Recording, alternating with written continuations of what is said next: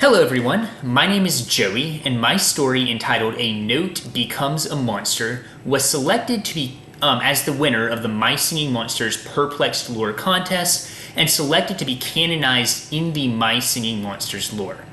As a prize for winning the contest, I got these awesome pieces of stationery right here, as well as an official video that released on the My Singing Monsters channel today, canonizing my story into the My Singing Monsters lore. Today, I'm going to be reacting to that video for the first time. It's Wednesday, November 19th right now at around 3:30 Eastern Time. I did confirm that the video came out this morning, but I have not seen any other info other than that regarding the video, so I've managed to avoid any spoilers, anything like that, going into it with a completely fresh perspective. I'm going to start off by saying this is my first time doing any sort of reaction video before. I had to download all the software last night and triple check that I knew how to actually use the technology to do this. That being said, I did think that this experience was so cool that it would really be worth documenting. Basically what happened is I wrote this story about 6 months ago, and then it was professionally animated and made into a video by My Singing Monsters. They interpreted it themselves, did their own animation, all without my input, and then I'm getting to watch the finished product right now.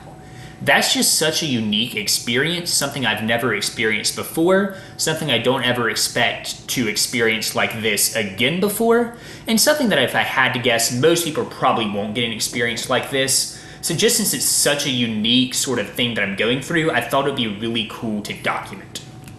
So, my plan for this video, this reaction video, is to predict what I am expecting for the My Singing Monsters video, react to the video in real time, pausing throughout to input commentary as appropriate, and then lastly kind of reflect on the video that they released, and then talk about my experience with the Perplexed-Lore contest and with My Singing Monsters as a whole.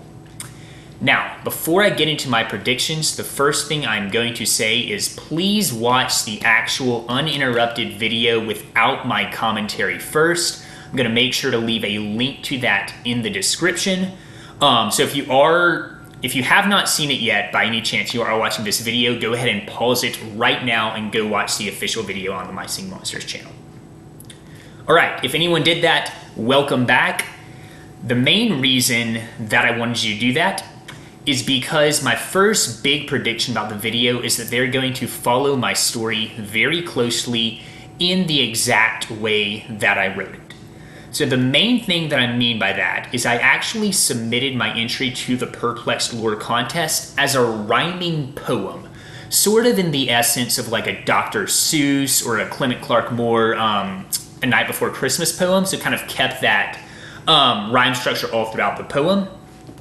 If I had to guess, the rhyming structure probably played a pretty big role in getting my entry submitted as the winner, just, because it helped make it unique and stand out. Just speculation, but that's something I'm having to guess. And then also, beyond just the rhyme structure, I was really intentional about the pacing in how I wrote my story, revealing certain aspects of the story at certain times. And so I think that they'll keep that in the video, which is why I wanted you to watch the official video first, is so you don't get different aspects revealed before I intended you to do so, if that makes sense. Second sort of expectation comment on the video is I'm not really sure how they would be able to animate this video without revealing the full bodies of the natural titans, meaning like Harvard, Sweaty, Hahu, the titans that you get from those natural island skins for the main natural islands, as well as the dipsters. Neither of these monsters, creatures, have had their full bodies revealed in any official way on any My Singing Monsters media before, so I'll be interested to see if they do that for the video today, or if they're going to somehow find a creative way to animate my story without actually going in and doing that. Either way, I'm really interested to see how they handle it. Third, I'm really curious about the scoring for this video. Most My Singing Monsters videos released on their channel have some sort of background music. Sometimes they'll straight up just use the music from the game, and at other times they'll actually write their own original compositions, oftentimes based on in-game music. Really interested to see what they choose to do to handle that.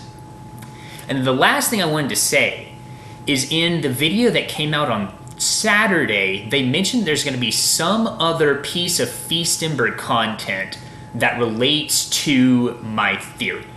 And I'm going to say I am stumped as to what this could be.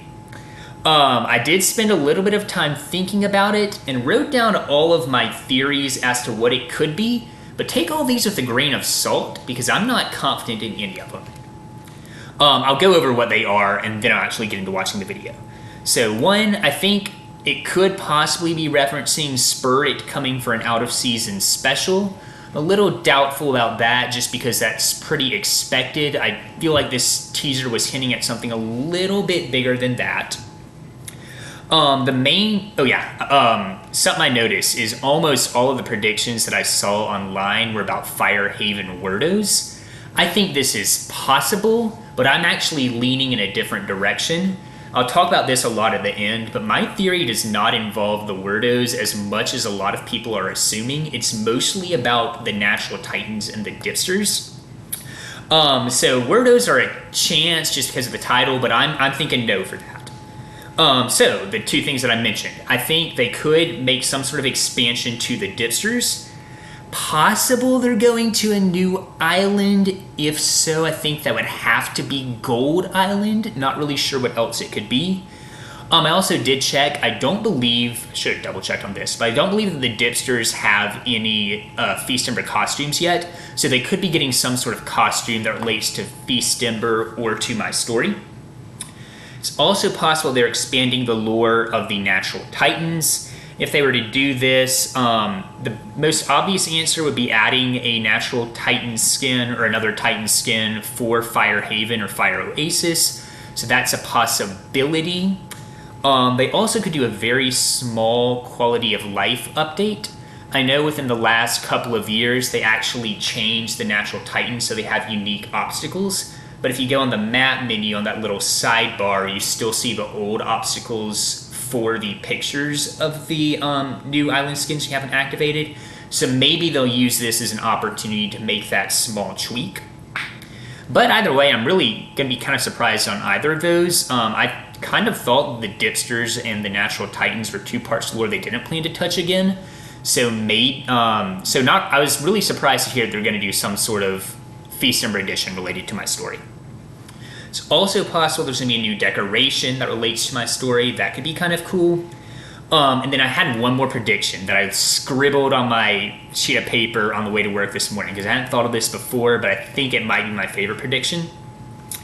In the field notes for Ffidyll, this video right here, actually, they did not mention any epic magical or epic wublin that's going to be added, which are both classes they're actively updating right now. So I think there's a chance they add a new one and it pertains to my story. If this is the case, I think we're looking at Epic Mulch. A lot of people have speculated that Mulch has some sort of connection with the Dipsters. I can't remember if that's canon or not right now, but they could make an Epic Mulch that references the story and canonize the connection between Mulch and the Dipsters. I'm still doubtful about that theory. I'm going to be really proud of myself if I'm right about that. But there's a chance, so we'll see. Without further ado, the moment that I've been eagerly anticipating since I found out in July that I'm the winner, let's go ahead and watch the video. So I'm going to refresh the page. I've not seen the thumbnail yet because I saw the video was there, but the thumbnail didn't load. And there we go. There's the thumbnail right there. It's about 4 minutes long, so about what I expected. And it looks like you can see Harvard's eyes. So let's go ahead and open it up. Of course, we've got an ad, which we'll be skipping. Can't endorse.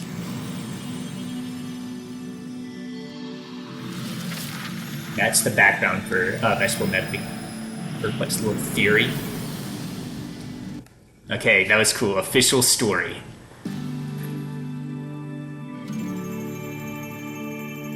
There's the title. Aww.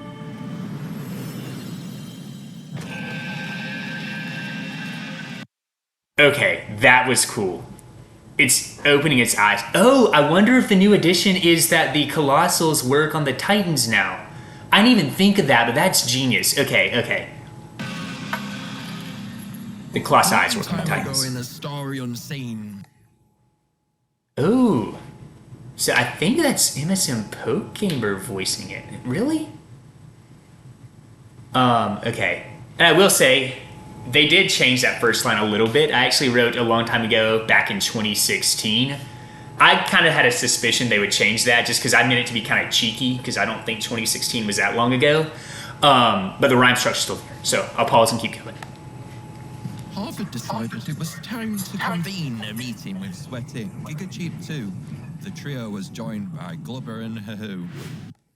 Okay, you see all 5 of them right there. I'd like to discuss what has been on my mind for the past several months. I've been trying to find the secret to creation, and I've now got the key. The Colossals could do it, so why couldn't we? Okay, I like how they're keeping the text actually written on the screen.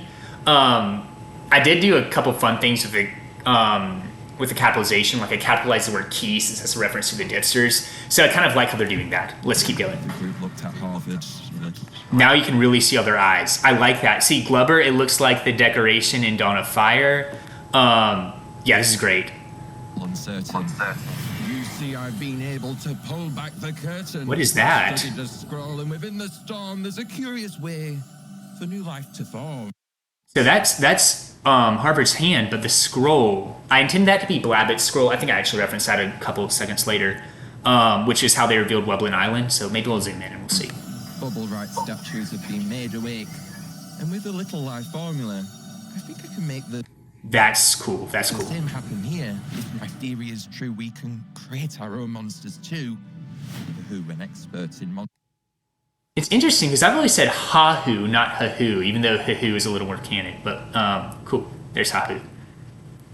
Monster World history. I wasn't sure how quite solved the mystery. Wait, I just noticed that they're changing the text every time they mention one's name. An expert in Monster World history. Wasn't sure Harvard had quite solved the mystery. I agree. Blabbett's scroll is worth investigating, but there are reasons Colossals do all the creating. I'll show you. Interesting. I was wondering how they'll interpret that line, because I kind of read it as like, I'll show you, like an excited one from Harvard. But this is like a more intense rivalry. They're kind of leaning into that, which is cool. That's one thing that's excited about this story, is just to see how they interpreted different lines and stuff. Because there's a lot you can do with the text, but let's keep going. Said Harvard, as a Tyson laid out some Virginia goodies found lying about. Okay, so you probably can tell pretty soon it's the Dipsters, just from the items, but yeah. A few other Titans gave items as well. Gigacheap, a pine cone, Glubberish shell. Yep, okay. Clearly the Dipsters. In the text is a little bit less obvious, just because, you know, Pinecone Shell and then some Vegidian goodies, but, yeah, anyway. Well, yeah. The diverse group of objects was set out in place and taking material that was found in a vase. Harvard's. Okay, I'm interested. The vase, that's a reference to Rare Monculus's bio, because it mentions that life formula was kept in vases. But it looks like... I guess that can still be canon, but it looks like it's just kind of covered his fingers there. But anyway.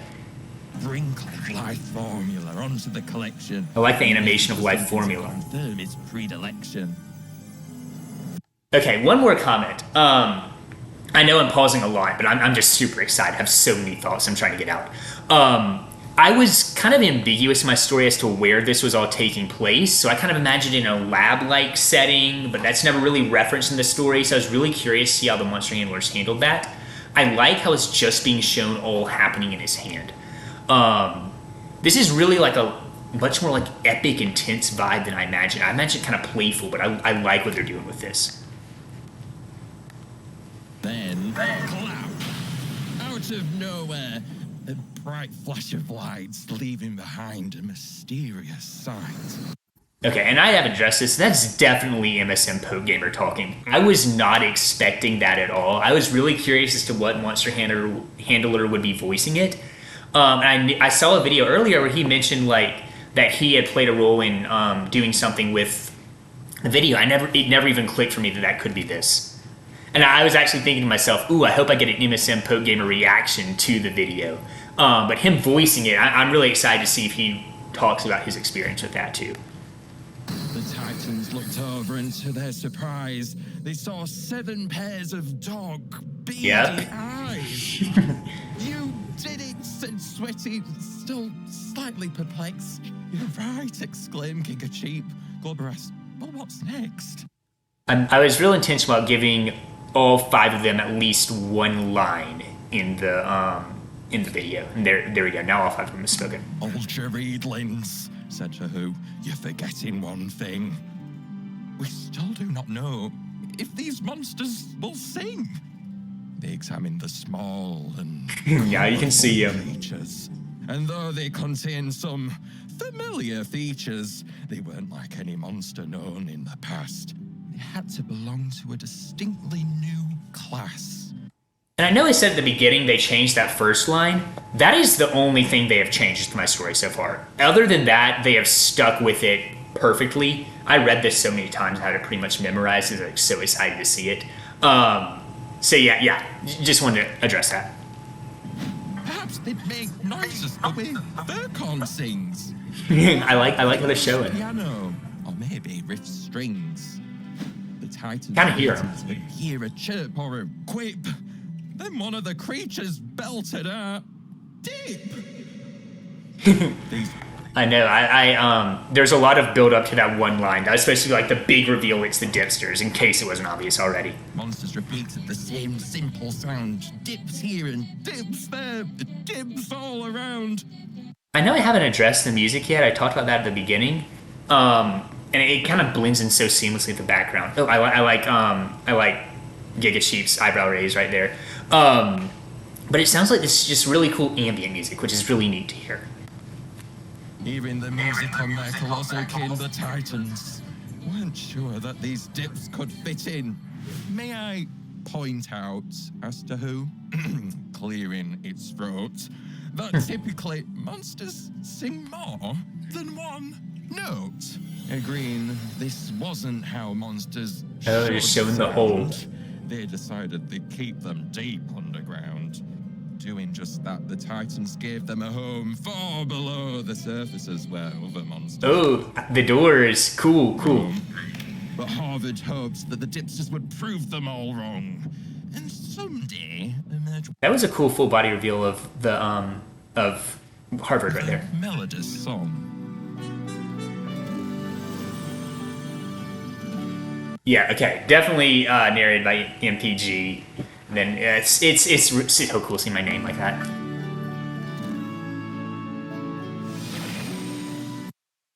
Okay, good. I was hoping for that because I really like all of the Natural Titans, especially now that like they played a big role in getting in the story.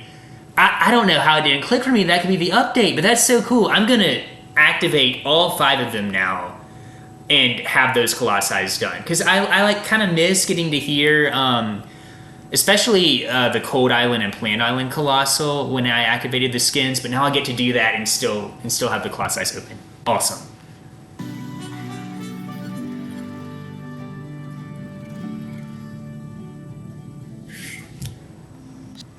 Okay, that was fantastic. Let's close out this ad right here.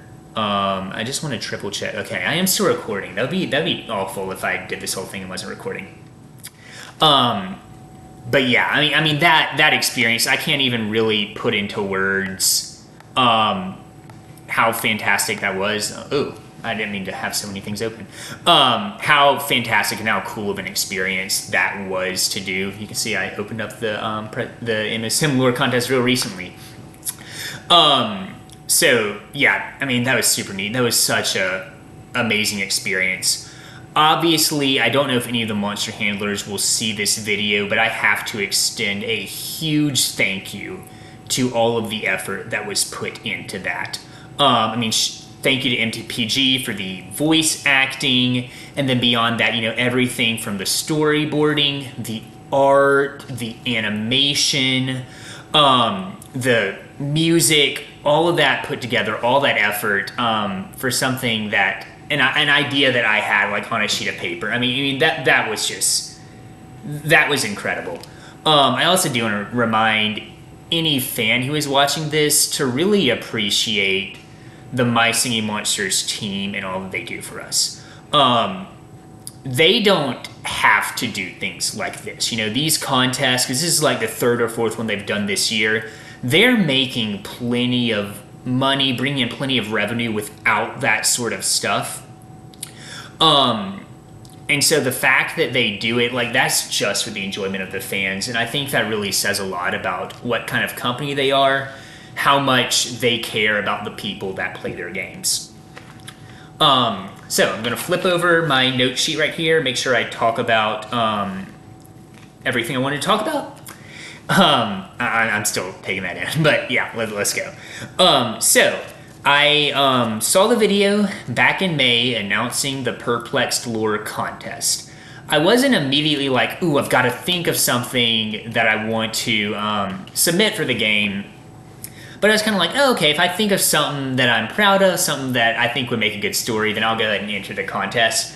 I had entered some MSM contests before, like the nickname, the Eincisar or Bisonorous. Never even got like a top 10 or anything like that, which I know very few people did. So I really didn't even think it would be realistic to expect to even place in this contest. I mostly just wrote the story because I knew the monster handlers would read it and I wanted them to enjoy it. So yeah, anyway, the idea came to me. I was playing the game and I noticed the nose on Vegetable Medley was a turnip. And I was like, oh, that kind of looks like Doe the Dipster. And then that kind of led to me fleshing that idea out a lot. Thinking about, the pine cone connection to Fa and the seashell connection to me. So I was like, these are kind of two untouched parts of the lore. Let me see if I can bring them together. And the story just came together really well. As far as the rhyme scheme, didn't put a lot of thought into that. I just kind of like making things rhyme. It's just something that I enjoy doing, like kind of solving a puzzle. If any of you are fans of U.S. presidents, by the way, like on this video, I have a rhyming rap about the U.S. president. So that's just like something that I like to do. Didn't mean to give like a self plug there, but please watch it if you are into it. So yeah, I wrote the story and submitted it over one weekend. It was on May 18th. I checked back and looked at the submission date, which was exactly 6 months and 1 day ago. So that feels kind of poetic, like it being a perfect half year increment, just about. And the other thing for this story, this is kind of entertaining to me, is about the title. So from behind the scenes, I wrote this entire story in a Google Doc. Let's see, I still have it open right here. It's gonna load real slow. I wrote this entire story in a Google Doc, then went to go submit it on the website to submit the Perplexed-Lore submission, and I was like, oh, I need a title. And I thought about it some, because I just called the document MSM Lore Contest, and I was like, well, the Dipsters are monsters that are based on notes, and then there's that plant island line, and note becomes a monster, so that seems really fitting, and it won't give away the big reveal of the dip later in the story. Because if I had called it like Dipster Creation, that would have kind of defeated the purpose of the build-up to the Dipster reveal. So it's like, I'll call it a note becomes a monster. I did not think about the fact that on the off chance that I won the contest, this is all that the community would see. And it's not like the person who first read it where they see it and they immediately read the story. Y'all saw it, and then you had to wait 4 months before you actually saw this story. So it was kind of fun, like, watching everyone predict the wordos. I actually went on Reddit on Monday night and was like, what do y'all think a note becomes a monster is about in the My Singing Monsters subreddit? And almost all those predictions related to wordos. I saw one comment, because by the way, I've been reading like every comment on every thread related to this video that I could find, just because it felt real personal to me, but without chiming in because I didn't want to give anything away. And I saw one person on the YouTube comment section of the original post that I won saying, maybe it's the Dipster origin story. No one else even caught on, which kind of surprised me because, notes, monsters, dipsters, kind of all connects. So I hope those of you that were expecting something for wordos or weren't expecting a story like this were pleasantly surprised by my submission. What else did I have? It was kind of at the back of my mind for about a month after I submitted this story, and then I opened up social media like a month later, saw my name in big letters on a My Singing Monsters post. It caught my attention, and it was like, then it hit me. I was like, Oh my goodness, I won the contest. Like it was I was not expecting that at all, knowing how much creativity is in the My Singing Monsters community. I really didn't think I had a shot. And so I was like, oh wow, that was just crazy to think. It's by far the biggest contest I've ever won. So I was super excited to hear that. So, and then afterwards, next time I opened up the game, there's a message telling me how to coordinate with the team at Big Blue Bubble or team for My Singing Monsters as to how to actually get the prize. They sent me some very kind words, coordinated to get the prize, so very appreciative of what they said about my story. They told me not to post the story if possible. Wasn't planning on doing that anyway. This should be the first time anyone other than staff at Blue Blue Bubble has actually seen the story. I guess in the Simpo Gamer too. And they also told me they don't have a date set yet, but it's going to be within the next couple of months. That was back in July, like the day after they announced the contest winner. And this was the first I had heard about the story since then. I was expecting Anniversary Month, because I thought that would kind of make sense. But then we got 3 new islands instead. I was like, okay, yeah, that's way better, way more important. And then I found out when y'all did in the video on Saturday that it's coming really soon. So, yeah, I was on the same page as y'all, just about in the dark of all of you. Or just about as much in the dark as all of you. So that's kind of what I said about, or what my experience is like with the Perplexed-Lore contest in specifics. If you have any questions, feel free to ask them in the comments section. I'll be happy to answer them for you. And then the other thing I want to talk about is just kind of my background with MSM and how I got connected to the game, why I've stuck with it, everything like that. So, I was introduced to My Singing Monsters through a very short-lived spin-off game based on the Muppets that released back in, I believe, 2013, or I started playing in 2013 at least. So I'm 24 now, so I was around 11 at the time. That's not math. I was around 12 at the time. Yeah, and so I realized I liked the Muppets. That's kind of why I started playing the game. But I realized as I was playing, I really liked the gameplay style, getting to build my own songs, everything like that, getting to add more and more creatures, because it was really the first like breeding-esque game I played like that. Once the Muppet game stopped getting updated, I knew it was based on My Singing Monsters, so I was like, let's give it a try. I was a little hesitant at first just because I felt like the name of the game kind of makes it seem a little more childish than it is. But once I started playing, I was pretty quickly charmed, by the gameplay, by the music, by the monster designs. I also really liked, one of my favorite part of the games is the element structure and kind of all the math that goes behind all those different elements. So that got me hooked on the game. I've stuck with playing since. I actually wrote it down. July 2014 is when I downloaded the game. So I've been playing for 11 years now. I saw the entire development of Dawn of Fire as a player. Dipsters and the Titans, both in the video, those are added since I started playing. So that's really cool. I think since I've started playing, the game has only gotten better, better music, better monster designs, more creative instruments. I've learned a lot about a ton of different instruments that I didn't know about before, and some about like animals, just cool nature facts, all of that. So it's definitely learned a lot from the game.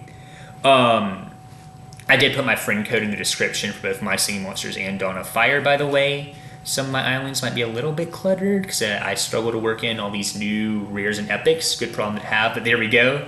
But yeah, feel free to add me as a friend. I'm a pretty good torchlighter in My Singing Monsters, so there, feel free to appreciate that.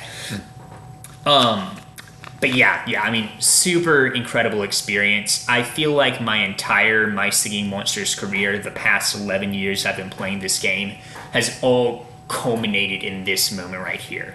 So it's been super cool to see. It's really not something I expected to happen to me. I've always kind of wanted to contribute to the game or to My Singing Monsters in some way. But didn't really know what that would look like, and then seeing it all come together like this, that was truly a gift that I did not expect. So, in summary, it's been an honor to contribute to this game in some way. I hope that everyone who watched this video, the video on the My Singing Monsters channel, really liked it. And once again, if the Monster fans are watching this, thank you very much for making this happen.